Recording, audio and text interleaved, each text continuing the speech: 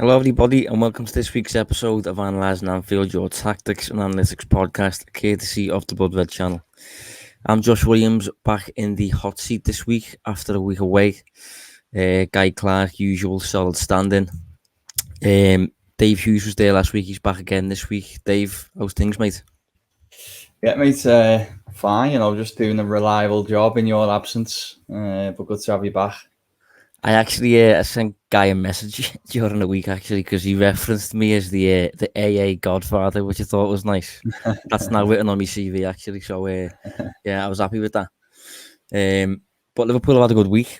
I'm not sure particularly how you and Guy previewed both of the games. I caught some of the podcast, but not all of it. But Liverpool have had a good week. 2 wins on the back of Leeds and AC Milan. I'm sure it was a decent week to preview, Dave. Obviously, I haven't personally spoke about the Champions League yet on the show, Liverpool's draw and all that sort of stuff. But before we get to Liverpool's European exploits, we'll have to talk about Leeds. What did you preview out of interest? In terms of scorelines and stuff? Yeah, I mean, did more than back Liverpool to get a victory, because touched on the fact that, for Leeds' kind of renowned ability to be such a difficult side to overcome. The way they play seems to be a lot more effective against the lesser sides than the better sides. The record in the Premier League last season pretty much confirmed that. I think it was about one win against the top 8, something, or very few wins against the top 8 last season, but 100% record against the bottom 6. And I also talked about the fact that, if it did come to a bit of a shootout, Liverpool tend to do pretty well in these. Reference the game in Anfield last season where it was 4-3 Liverpool. There was a Salzburg game the year before. Liverpool just tend to come on top of it when it gets a little bit chaotic like that. But I thought, to be honest with you, Liverpool managed this game really well. It was a really, really good performance. And Leeds struggled, in my opinion, anyway. And I know it was overshadowed a little bit, which we'll probably touch on in a short while. But on the whole, I just thought it was a really good performance and a good victory. Yeah, I agree. I think it was. I expected Liverpool to cause major problems for Leeds, just because I think the couple of times we've played them now since they achieved promotion, Liverpool have just played exactly how you need to play to cause that man marking system problems and things. And we did it away from home last season in particular, and they really struggled, I thought, with coping with Liverpool, particularly for a specific, I think it might have been like a half-hour period. But obviously, I think we ended up drawing 2-2. And the reason we ended up drawing 2-2 really was because we, despite the performance level in like the middle of the field and things like that, we just didn't have that edge in both boxes, particularly our own box. We conceded late to a set piece, I think, which Van Dijk would, I'm sure, usually get his head on. And at the other end, Liverpool just weren't the clinical selves at that period of the season, I think. This time around, Liverpool played, I thought, roughly in the same way. But it just makes such a difference when at one end of the field, you're actually firing in terms of finding the net.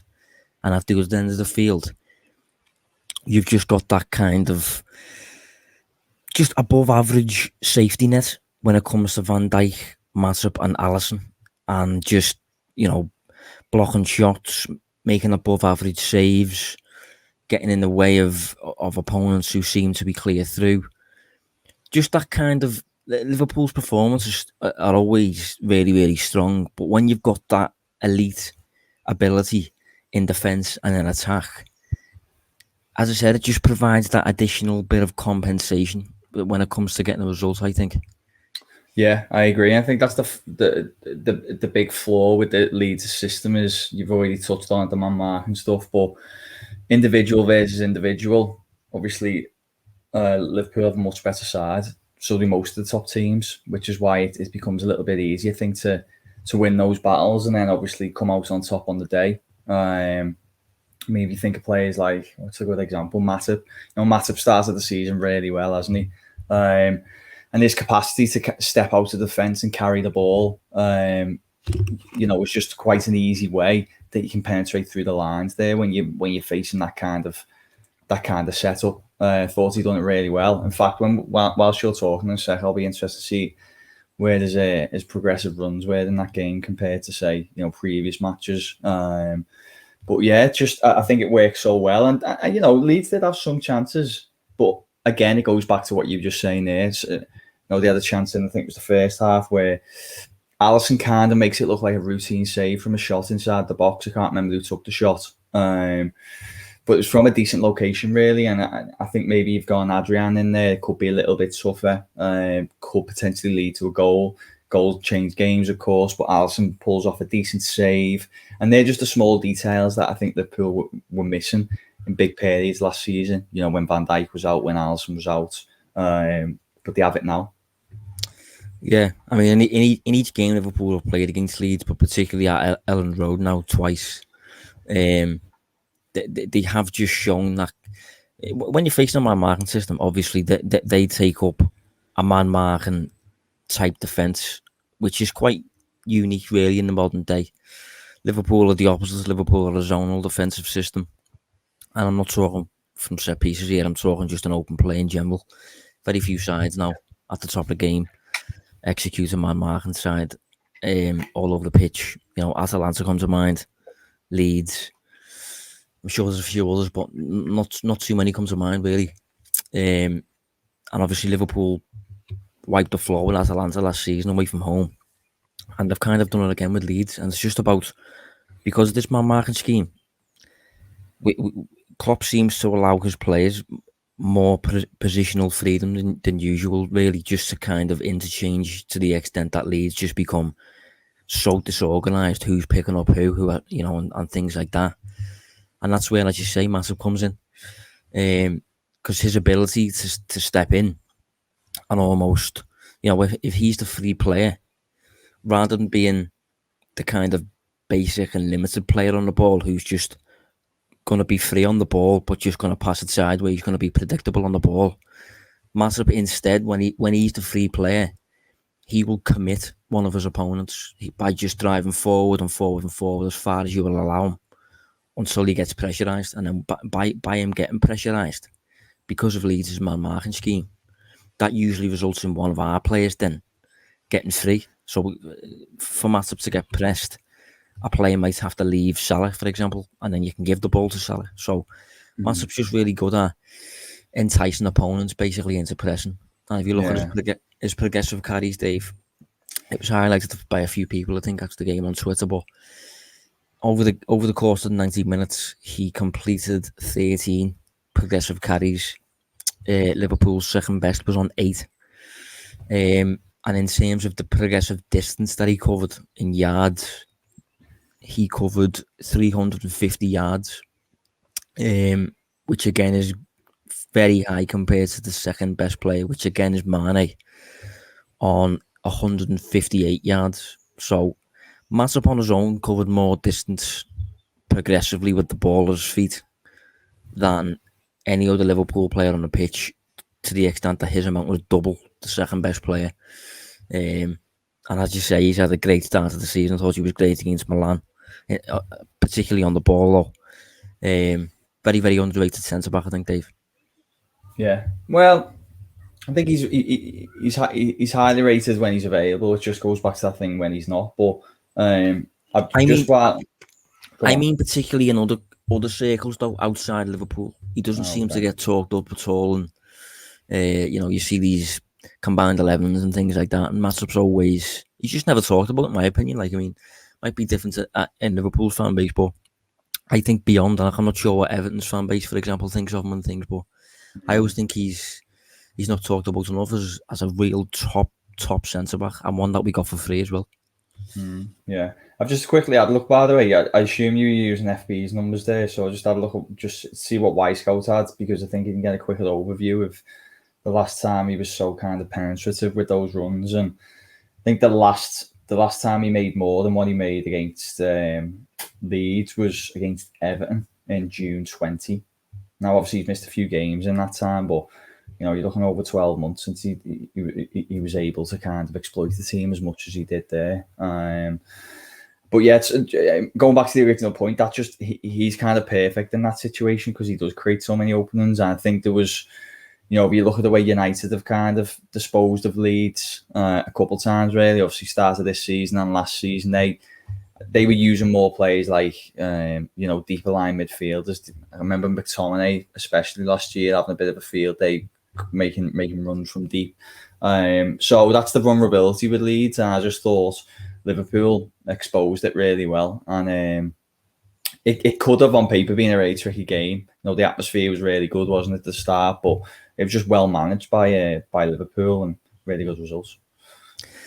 Yeah, I mean, the numbers in particular were very much in Liverpool's favour during the match. Liverpool took 30 shots, I think it was. Hang on, let me just get it up. Yeah, 30 shots to 9.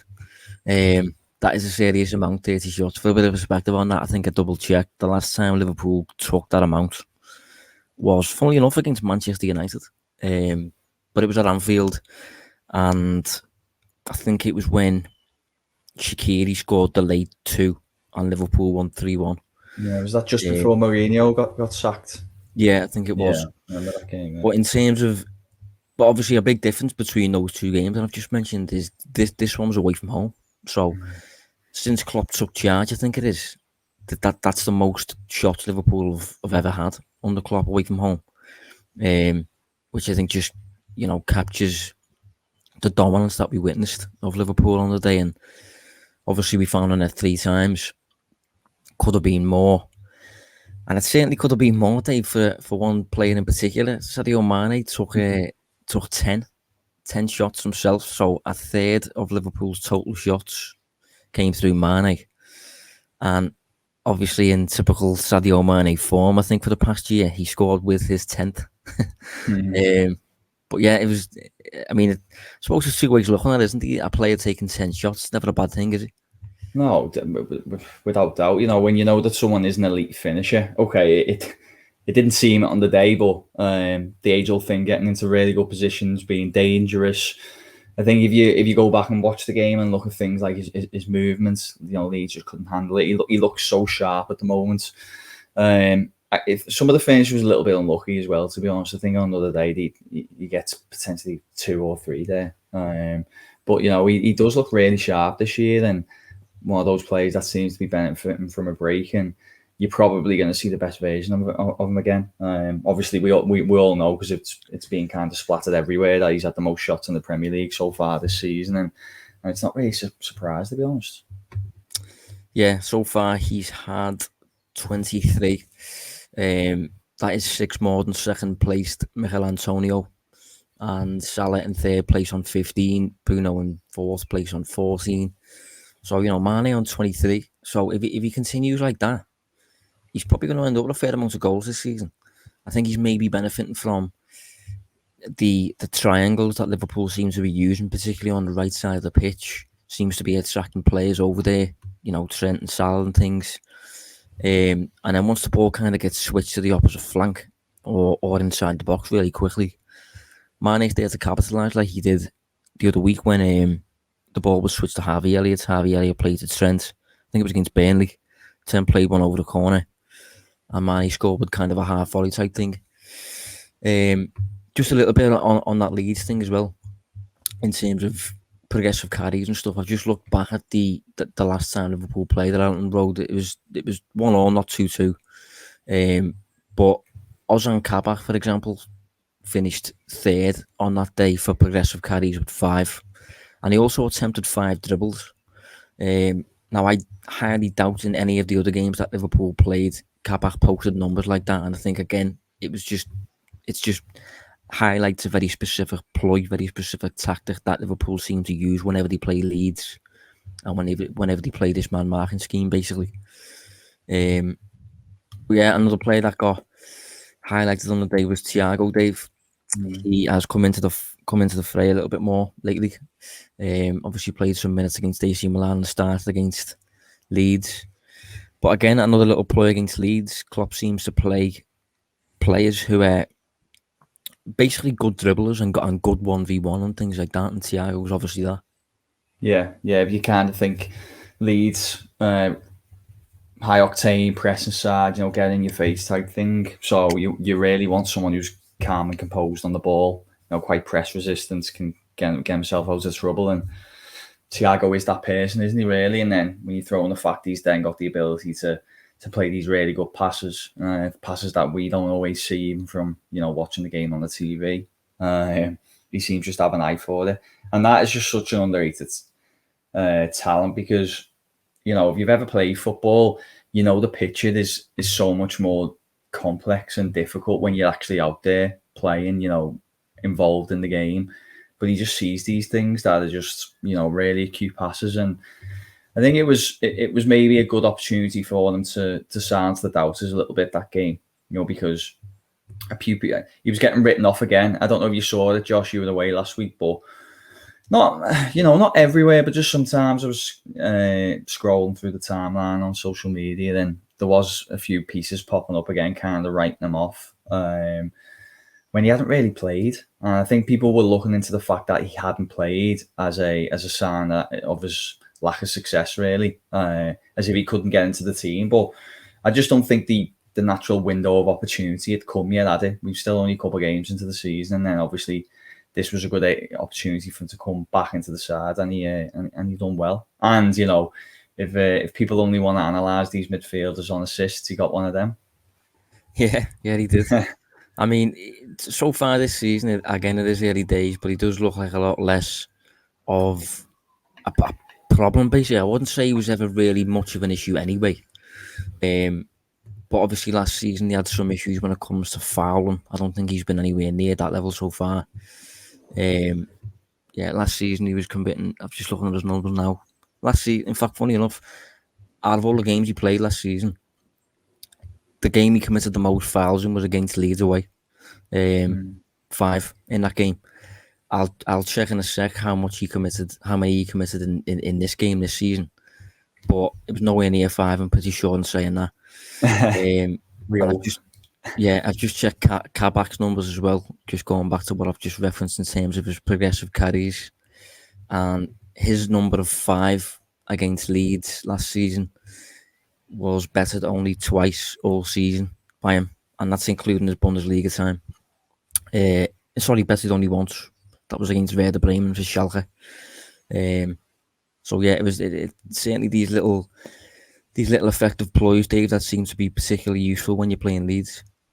Yeah. As I said, the thing is with Leeds, it can be a tough fixture for a lot of teams, but I do think the best sides in the league tend to be able to cope with it quite well. The only high profile win I think they've had since they come back up, didn't he beat City maybe late last year at the Etihad? And I might double check that, but so I think beyond that, most results have gone against them. But that doesn't mean that's a given, because it's still a really difficult place to go. I thought, they were going to be especially motivated being back in front of the crowd for only the second time since they come back in the Premier League. They hadn't got a victory yet. Well, they still haven't, but they hadn't won. I thought it did have the makings potentially of banana skin in parts, but tactically Liverpool got spot on, and it proved to be quite a decent or easy afternoon. Yeah. I mean, I've just checked Thiago's numbers, his fouling numbers so far this season. He played 10 minutes against Burnley, 17 minutes against Chelsea, and 89 minutes against Leeds. Total number of fouls, 0. So certainly an improvement there. Obviously, he's getting more used to the system. He's got better surroundings.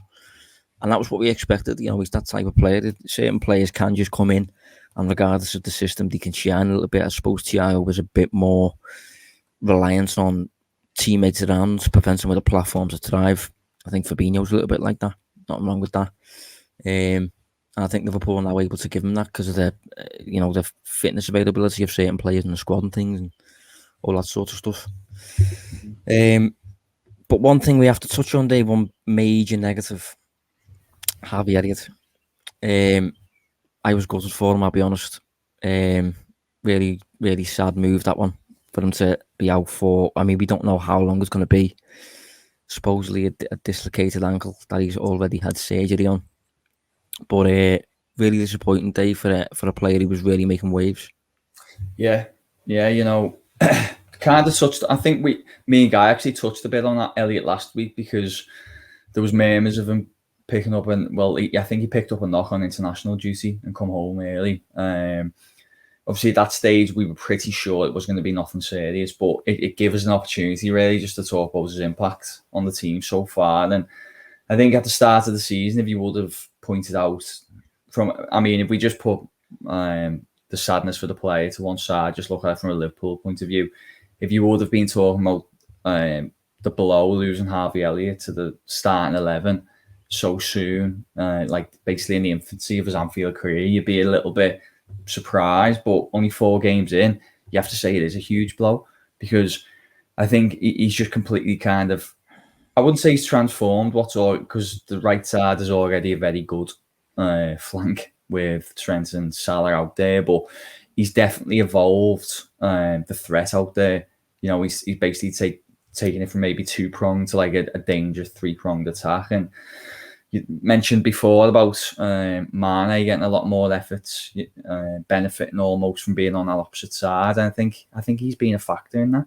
I think him bringing more players over there because of the danger he adds to that dangerous 2. Turns it to dangerous 3. You need more players to cope, and as a result, more space opens on the opposite flank. And I think he was definitely playing on merit. It wasn't as if Klopp was putting him in there to do him a favour. He was changing the team. He was making the team a lot stronger. And I think Liverpool are definitely going to miss something not having him for these next few months. I do think it might only be maybe till the new year, because I remember Andre Gomez having a similar injury and he was out for maybe 5-6 months. So, hopefully second half of the season he'll be able to contribute again. Yeah, I mean, one of the reasons it's going to be a shame is because the numbers he was posting were really, really strong. I'm going to highlight them now, but it feels a little bit too early to be posting visits and things like that on numbers, hence why I haven't done it yet. But once you get to kind of like, once players have started to play about 900 minutes, that equates to about 10 full matches, really, 10 full 90s, doesn't it? That's when you can start to really show, okay, these are the players that are doing this, these are the players that are doing this. So it is early days, but just looking at the numbers so far this season. So in terms of progressive passes, which we talk about a fair amount on this podcast, that's just those players who just move the ball forward from A to B. Think Thiago, think Trent, that sort of thing. In the Premier League so far this season, Harvey Elliott ranks 8th overall for progressive passes with 26.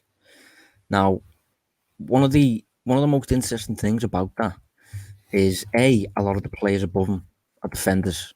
Obviously, they start deeper than Harvey Elliott does. And B, of all the players in the top 30, only one player has played fewer minutes than Elliott. All the players above Elliott on this list in the top 8 have played at least 3.8 of the 4 full 90s that have been available. Harvey Elliott, for a bit of perspective, has only played 2.8 of the full 90s. So he's kind of a full 90 minutes behind everyone on this, most of the players in the top 30 for progressive passes. Yet he still ranks 8th. So you kind of wonder, if he was to continue playing as he was, if he was to get to that 1,000-minute mark, which we kind of hinted that he might hit, but to be honest, Dave, it was looking like he was going to go well beyond it. Yeah, I think he was starting against Chelsea and things, weren't he? So, yeah. But I think if he was to get to those numbers, it would have been really interesting to see where he was showing in the league for the likes of progressive passes and things in comparison to the likes of De Bruyne and Pogba and all these players who were recognised as top performers. I mean, I just want to reiterate the importance of the point you make about the centre backs, because they've got so much more. Well, there's no other way to articulate. They've got so much more space to progress into, haven't they? Where do you think of Elliott's starting position, where he's normally receiving the ball? Obviously, think about it this way: the closer you get to the opposition's goal, the success rate in terms of your passes just begins to dwindle, because there's less space and there's more defensive bodies in there. So for Elliott to be posting those numbers, rivaling players who start a lot deeper on the pitch, that in itself is a really key point and something that's worth highlighting again because it shows how well he's doing. And yeah, it would have been interesting because, as I said, he wasn't there just to. Klopp wasn't just putting him out there because he was a young lad who had a bit of buzz about him and he wants him to just get minutes under his belt. I think he was genuinely improving the side, and he will be a miss for that reason. And I don't think it'll upset the balance, obviously, because there's a lot of good players who come in his place in that position. But I don't think they all offer the same as what he was offering. I don't think there's a similar profile in the side. Maybe, don't know what you think, Josh. Maybe you'll think try and make a case for Jones, although I don't think Jones looks like he's going to have a high ceiling. Keita tends to be more on the left, but maybe Keita because he can dribble a little bit. But Elliott's profile was just quite unique.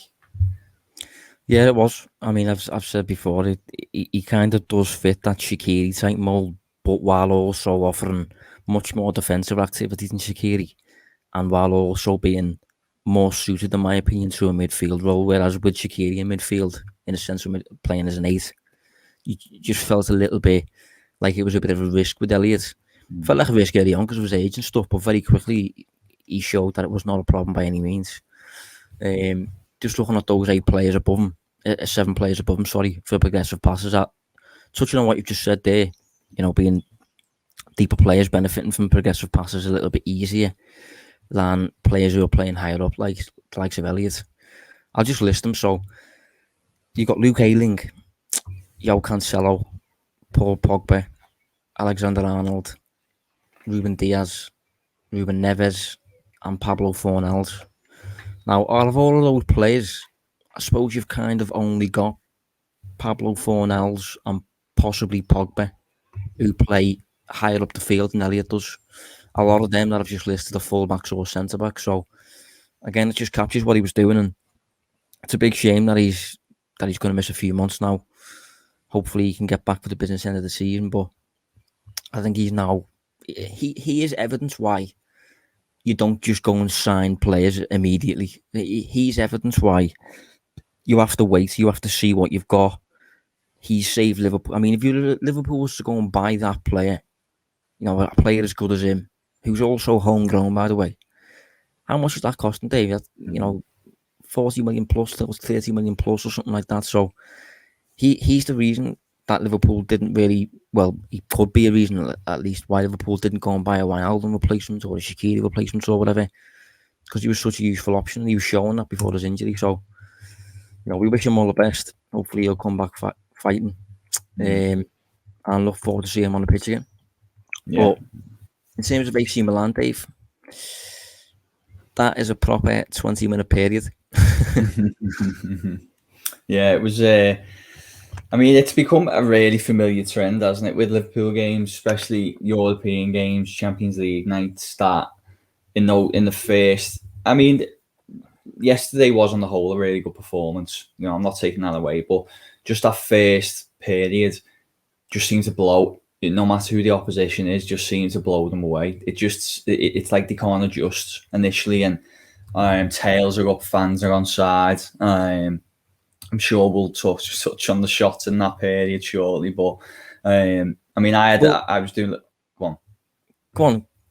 I was going to say I was doing a little piece this morning, and I couldn't help but notice that Milan managed 3 passes into Liverpool's defensive third across the whole 30 minutes, opening 30 minutes, which just kind of captures the sheer kind of dominance. They couldn't get out, constantly under siege, playing all the football in their half. It was just relentless.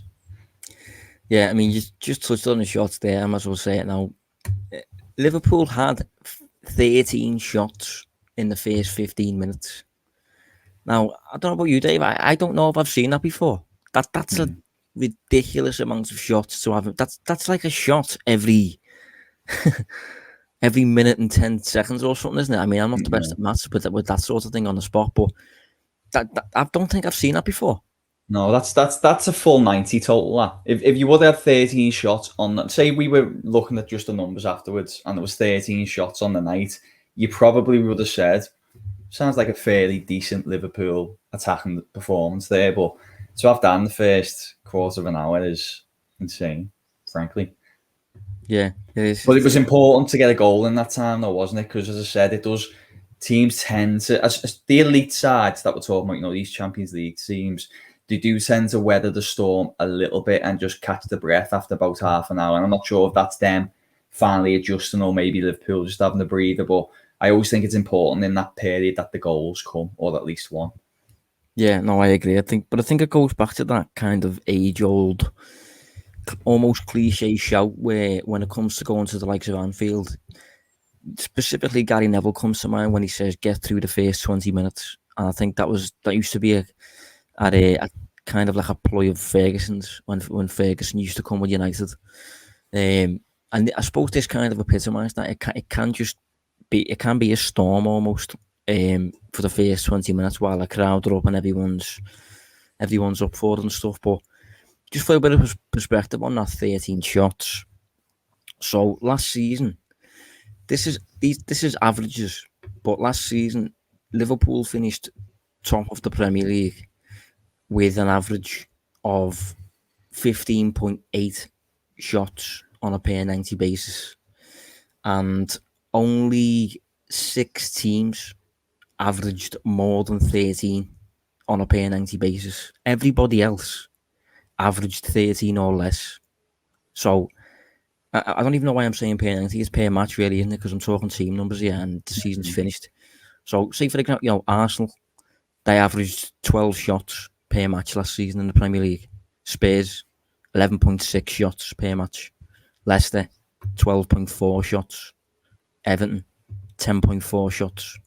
So for Liverpool to take 13 in 15 minutes against AC Milan, who finished second in the Serie A last season, they're crazy numbers, then. Yeah, they are. Oh, by the way, I've just realised I got some stick. I said they finished 4th last season. I think the point I was trying to make was that the performance metrics had them about the 4th or 5th best side. Obviously, I know they finished a little bit higher, but one of Serie A's best sides, and they kind of couldn't really handle it, could they? It's quite impressive to do them. The thing is, and I said this last week, I still believe Liverpool should have enough to beat AC Milan. I think this felt like a really big match in terms of the two names, two well-known names across Europe. In terms of team by team, 11 versus 11, I did fancy Liverpool, but they obviously had quality. I thought their 2 goals were fantastic goals. I know people were picking at Trent and trying to point out the issues defensively, but I just thought they were really, really top level goals that you see in the Champions League, and sometimes can't always do much out. So to kind of bounce back from that was pretty impressive. No, I agree. I think I might be wrong in saying this, but I think it might have been their second goal in particular was really, really good. Lots of interchanging in tight spaces, I think, from what I remember. But yeah, Liverpool conceded quick, conceded twice. Klopp spoken about it. It was pretty obvious the gap between the midfield and the defence became too big. I think Liverpool got a little bit carried away. And you can get punished, I suppose. And I suppose that goes back to one of my theories attached to football, that despite how good you perform, sometimes football can just come down to the team that finishes best. And I think in that first half, it kind of it showed that, really. Liverpool took so many shots but scored once and missed a penalty. And then Milan go down the opposite end. And even though Alisson's had a great start to the season, Milan scored, but their only real 2 opportunities. So, but another thing that goes back to Liverpool's shot count in that early period and supposed throughout the game is Liverpool started with Divock Origi, and as opposed to Firmino and as opposed to Mane, who were a bit more, dangerous, I suppose. And in addition to that, Van Dijk was on the bench as well. I know Van Dijk's a centre-back, but because of his attacking qualities, think those long diagonals, those balls over the top, the set-piece threat, Van Dijk adds a bit, I think, to Liverpool's shot count. So for Liverpool to be so dangerous and offer such a storm in the early phases, without Van Dijk, without Mane, and without Elliott now, you could probably say. I suppose I think for me, it kind of captures how good Liverpool still are, I think, is what I'm going to get at. And this is why I never really, throughout the summer, felt that worried about this lack of signings thing. People forget how good Liverpool are as a team, and what just the level of the squad that has been built. This is a ridiculous squad. This, in terms of, but specifically in terms of maybe the starting 13, it really top players. Yeah, I agree. I thought Fabinho done really well last night. Actually, when you kind of talking about protecting the centre back duo without Van Dijk, you know, I mean the thing is, you say protect. That's the wrong term, because the two of them in there are top centre back. We've already talked about Matip. Obviously, Gomez is returning, but you know, Gomez is top centre back. And you've got Kanate in there who hasn't even played yet, has he really? You've got depth in that position all of a sudden, and I agree. You know, maybe like the first 14 players we're probably getting most sides. Well, probably, yeah. And you know, if you forget tactics for a minute, and most of those players will get in virtually every side in the Premier League, and then most in Europe as well. The Origi thing was a big surprise for me, I'll be honest. But dare to say, and I'm not bringing them back to life in terms of the squad, but dare to say, I thought he done quite well, actually. I was going to say that myself. Yeah, he don't. I'm still not changing any long-term thoughts with him. I still don't think he's good enough. I think if you try to rely on him on a more consistent basis, he might not be able to do it. But you know, from a 90-minute performance, or that, you know, a one-off performance, I thought he done really well. One thing I suppose I might have forgot a little bit with Origi is his ability to kind of mix his physicality, because he's quite a big striker, quite a presence, but he's also quick as well. And you don't get, that's quite a valuable mix that you don't really get that often. Players like Lukaku obviously do it to a ridiculous level. Haaland is doing it to a ridiculous level when it comes to matching those two qualities. But most strikers usually, they're either a big lad and the slow, or the quick and the short. That's usually how it goes, really, isn't it? But Origi's got a decent blend of both. And you know, you wouldn't have thought that he hasn't played for, I don't know how long, to be honest. You wouldn't have thought that, you know, in the previous game he didn't even make the bench, I don't think, against Leeds. So yeah, I think he's, you know, I don't think he's good enough for Liverpool, but I do think he's good enough for the Premier League. I think he's a Premier League player. I think this is a reminder why, you know, people were so desperate to force him out over the summer, and kind of fed into the narrative that it being a bad window for not getting rid of him. But it didn't really make much sense to force it, did he? Obviously, if a really good offer come in, fine, but it didn't sound like a great offer, did. And you know, he's come in and done a good job against a top opponent. And you know, even if that's only going to be another 4 or 5 times between now and January or whatever, it would have been worth keeping him. Yeah, I just think I think that performance, in fact, no, the 2 performances over the past week against Leeds and against Milan, I think they perfectly captured why recruiting for Liverpool now is A, so hard maybe, and B, why it just doesn't need to be forced in a way, because the players that Liverpool have bought over the years, they've been such hits, and the players Liverpool have got are so good in their position. Why would you accept a dip in quality now just for the sake of adding another body to the squad, because apparently Minamino's not good enough and Origi's not good enough and stuff? So if you look at Liverpool's team over the past couple of days, you know, Alisson, Trent Alexander-Arnold, Joel Matip, Joe Gomez, Andy Robertson, Jordan Henderson, Fabinho, Mo Salah, Diego Jota, Virgil van Dijk, Sadio Mane. These are top players. And if Liverpool were to go and sign, say, for example, like a few of the players I think we've touched on this pod, they've been good and they've been Liverpool types. But I have wondered whether the Liverpool good though, whether the Liverpool quality, if you know what I mean. Like, say, for example, Daniel Marlin. we spoke about him a fair bit on the pod, and that we both flagged him and think good player, exciting player, lots of nice attacking qualities to his game. But I do think you can pose the question at him, but is he good enough for Liverpool? Same with the likes of, our Pats and Daka and players like that. Are they good enough for Liverpool? Liverpool's level is so high.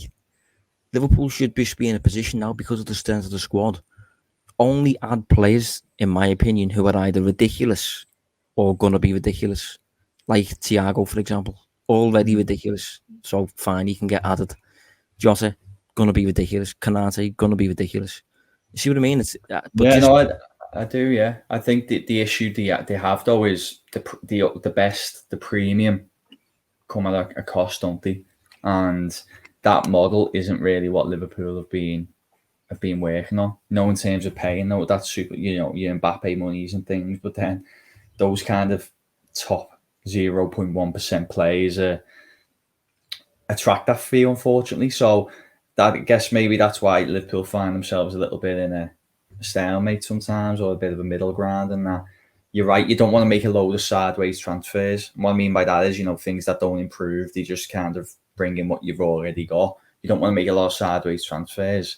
But then, I think a lot of the names who were linked, though, rather than being sideways, I think there's a slight threat there that there'll be, almost like that, just a little bit, not sideways, just a little tiny bit downwards almost. And if you make a few of them, you end up doing basically what Arsenal have done, and they've just replaced player after player with players who are less proven, and now they're in a position where they've finished 8th 2 consecutive seasons. No one's batted an eyelid. So I think when it comes to Liverpool, I've always said Liverpool should be behaving like an elite club at the top table. And although it's difficult to get these players, because as you mentioned there, there's usually premiums attached to them. If you look at what Liverpool spent on Fabinho, Kanate, Jota, Salah, Mane, I think you can still aim to find that, even though it's getting harder and harder. I think you can still aim for these top players for around 40 million, rather than paying the likes of 70 and 80, like some clubs are willing to. But I think Liverpool I think it's getting trickier to do that. Again, just because of our opponents getting smarter and things like that. But whereas United will go and get a Sancho, and Liverpool will go and get a Jota instead, I think Liverpool can keep doing that. But just don't force it, because again, this squad's ridiculous. So, in my opinion, go and invest, of course. Go and improve the squad, but only do it by getting players who are pretty certain to be the level that you currently are or higher.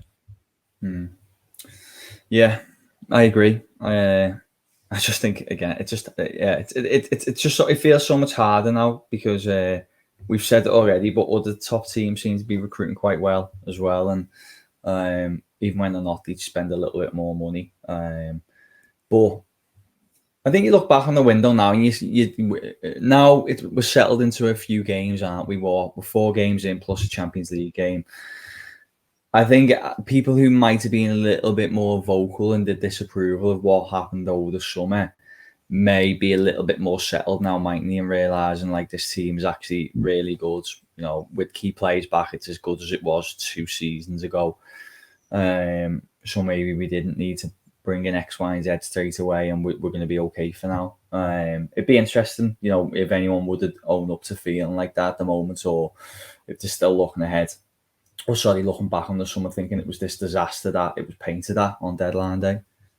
I think a lot will feel like that, because I think people are inclined to look at what a team looks like on paper, maybe. And I think sometimes they can forget just how good the team is in practice on the field.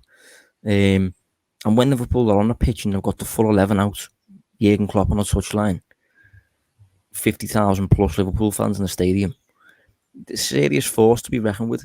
And I think Liverpool will be seriously challenging for both the Premier League and the Champions League, which is where you want to be, in my opinion. That's where you want to be. But yeah, to get to that Premier League title, Liverpool next have Crystal Palace. Dave, for the first time, we are able to preview a game against Crystal Palace without just talking about the standard Roy Hodgson Crystal Palace that everybody knows inside out. So Patrick Vieira, new recruitment policy by the looks of things. What do you make of what they're doing? Yeah, results hadn't been going their way initially in the season, but a big win against Tottenham. I know it was against 10 men, but still a really good result. And they look okay. Yeah, I think if this was against Roy's Palace, then you'd be kind of back in a really comfortable Liverpool win. I mean, I had a quick look, and Palace have lost the last 8 Premier League games against Liverpool by an aggregate scoreline of 24-5. So it's been so dominant against his side, but yeah, it's a little bit different now, isn't it? I'm not saying I don't fancy Liverpool. I still massively do, especially with the game being at Anfield. But the Palace haven't conceded a ton of shots so far. They look a bit stronger defensively. I thought they recruited quite well, and they just look a little bit fresher as a side, and a little bit more of an unknown quantity. So, to be honest, I still don't 100% know what we're going to get. Yeah, same a little bit really. I think if I was to look at the underlying numbers so far of the season, I mean, again, it's early days, but if I was to look at the numbers of the season, I wouldn't think. I would think Hodgson was still there. I think if you look at their number of shots this season, they've taken 37, which is the joint second lowest in the league. Top, for a bit of perspective, is Liverpool on 100. So just on that, Josh, can I just tell you, I found this and I thought it was dead interesting. That apparently since, let me see, because I made a note of this. So since 2003, 2004, Liverpool are only the second team to have 100 shots in the first 4 Premier League games, which I think is, paints a very good picture, doesn't it? Considering who they play, Chelsea, Leeds, etc. Yeah, it's very interesting. The only issue with that one is Liverpool have obviously, it's hard to put a number on how much Liverpool have benefited from the sending offs that Chelsea and Leeds have suffered. So maybe there's been a little bit of a kick when it comes to that, but I wouldn't say there's been too much. I think even without that, Liverpool would probably still be the top shooters in the league. In terms of the expected goals, Palace is vaguely similar. I think they move up 2 places when it comes to XG. But I think if you watch them, they do look to have a bit more about what they're doing in terms of their attacking game. I actually think I saw a comment from Wilfred Zaha, actually. Might have been on the back of the Spurs game. And he basically said that now we basically have a plan. That was kind of what he said in attack rather than just lumping it forward, he said. Which obviously doesn't paint Roy in the best way.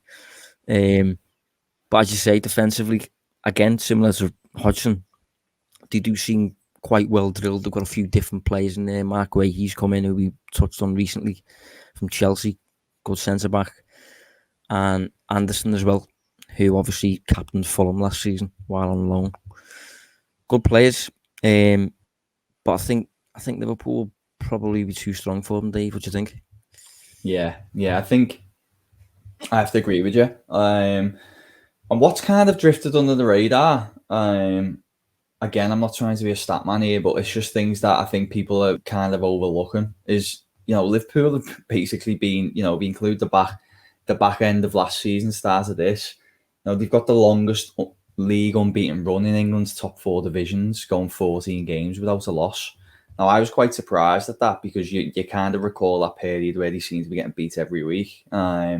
But they've well and truly buried that, and I just think that obviously breeds so much confidence, getting positive results after positive results. I think as a team, Liverpool are so much stronger.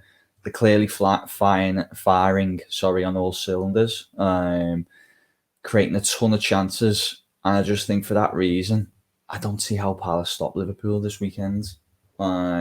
Anfield feels like the Anfield of old as well, with the fans back in. A fortress again, and everything for me is just pointing towards quite a comfortable Liverpool victory. I mean, you've got players like Firmino who can. Is Firmino available actually? Sorry, but Van Dijk comes back in, doesn't he? I'm not sure if Firmino's going to be fit, but you bring Van Dijk back into that side. Mane, yeah, it's going to be a it's going to be a really, really good afternoon. If I don't want to jinx it, but I just think it will. I think it'll be a comfortable victory for Liverpool. Yeah, I mean, in Palace's defence, I think it is early days, and obviously they tried a few years back to kind of transition towards a different style of play, but they just did it wrong, in my opinion. Mm-hmm. They kept the squad virtually the same, made a few not that great signings from players like from Ajax, I think it was, maybe. And Frank de Boer came in and tried to just change everything at once, and it just didn't really work. Whereas if you kind of do it gradually by adding players who can still play your way that you're trying to get rid of, but can also play this new way, a bit like Brighton have done, I think you will do better. And I think Patrick Vieira, I don't know, I must admit, I don't know that much about him in a coaching perspective. Obviously, he took charge of Nice. I was in charge, I think, in New York as well for the City group.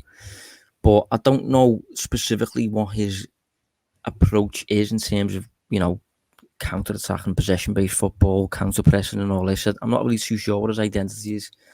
I do like how he's used specifically Conor Gallagher, though, Dave. I think he's going to be a bit of a problem for Liverpool because he's he's on loan from Chelsea, big prospect, 21 years old. But he's kind of being used a little bit in a Lampard mould. I think I would probably say similar to the box-to-box version of Wijnaldum as well, I would probably say, in terms of just arriving late and joining the attack. So far this season, he's scored 2 and assisted 1 from midfield, and his expected numbers are decent, a few tap-ins and things. So I think that late arriving player is a problem for defences a lot of the time. And I think if Liverpool are going to concede any kind of threat, obviously they've got Edouard as well, who's just scored 2 on his debut. But I think Gallagher will have to be a player who gets tracked because he seems to make good off the ball runs, I think. Yeah, look, he's a good player. Obviously had a year with, I think it was West Brom, wasn't it, last year? So he's had a year of playing Premier League football. Got another good loan move, a bit more of a step up going to Palace, a team we probably, I don't think, will be in the relegation battle, so he'll have more of a kind of being a mid-table setup. And yeah, he's a player like that. I've saw him a couple times at 23 level for Chelsea, and he looked good there as well. Looks a very versatile midfielder. I think he's had a good start at Palace for the reasons you just stated. So yeah, he is one to watch. Edouard's quite an interesting one because, when you do start life well at your new club, you tend to be full of confidence, a little bit dangerous. So he's always been a player who I think has a pretty high ceiling, certainly higher than what Celtics was. Good move for him, good move for Palace, and he probably is someone who can cause a few issues if Liverpool aren't careful this weekend. Just looking a little bit deeper now into Palace's defensive numbers, they're better than I thought they were, actually. Obviously, it's early days. This kind of thing gets impacted a lot by the fixtures certain teams have had, but Palace haven't had the easiest start, I don't think. And so far, they are 4th in the league for expected goals faced, excluding penalties. City, obviously the best. They don't allow very much at all. Followed by Wolves, who are much improved, I think, under Bruno Lage or Lang or whatever it's called. And then Brentford. So again, it's probably going to change as the season goes on. Liverpool will probably climb higher. Chelsea will probably climb higher. But yeah, not a bad start to the season for Palace. So I find this one a bit of a tricky one to predict, Dave. I think Liverpool will have enough to win, but I don't overly know whether this will be not so much a walk in the park or it'll be one that we kind of have to grind a little bit. What are we saying prediction wise on this one? Yeah, so I'm a little bit more in it being a comfortable game for Liverpool. I mentioned before, not because I know everything about this Palace side. As I said, I think they are quite unpredictable, but I just think the form Liverpool are in, you'd have to be a really good side to stop them at the moment. I mean, AC Milan were a good side, and obviously I know the scoreline was quite tight, but performance-wise, it was quite a good victory, wasn't it? To say the least. So for that reason, I do expect Liverpool to have way too much for Palace, but I think they could be an interesting side to watch throughout the season and see how they progress. But I'm going to go with I'm going to go 2-0. Nothing too extreme. 2-0 I'll go. Yeah, I'm going to go 2-0 as well. I don't think Liverpool will concede with Van Dijk back in the team. I think Palace's attack is still a work in progress, and a lot of their attacking players, their attacking talent, haven't yet made an impact in the first 11. I think Elise was on the bench in the last game. Edouard was obviously on the bench until he came on. Who's the lad who's injured, Dave? Come in last season. Eze. From Reading. Yeah. Oh, QPR, sorry, yeah. QPR, yeah. Yeah. Eze's injured. So I think they're still starting with the likes of Christian Benteke up front and stuff. So I think in attack, I would expect Liverpool to keep a clean sheet. Sorry, in defence, I would expect Liverpool to keep a clean sheet. I think in attack, again, Palace a little bit of an unknown quantity at the minute, but they look so far decent, which is why I'm going for a 2-0 rather than a 3 or a 4 or anything like that. So yeah, we're gonna keep it level there, Dave, and go for a 2-0 win. But yeah, I think we'll leave it there, mate. Dave, thanks for joining, mate. Yeah, thank you, mate. Cheers. Yeah, and we'll be back next week. Thanks for tuning in. See you then.